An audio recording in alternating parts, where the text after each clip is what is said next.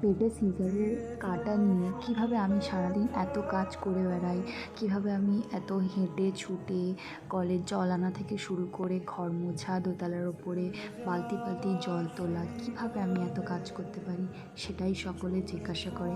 আসলে তুমি যদি পরিস্থিতির চাপে পড়ো, তোমাকে সমস্ত কাজই একা হাতেই করতে হবে। সেখানে তোমাকে কেউ হেল্প করবে কি করবে না সেদিকে দেখলে তোমার হবে না।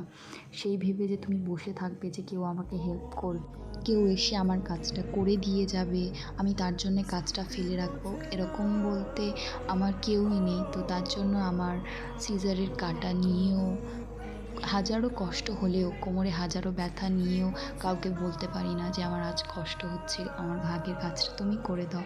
বিকজ অফ আমার শাশুড়ি নেই, কে করবে আমার কাজ? করার মতো কেউ নেই। তো এটুকুই ব্যাস।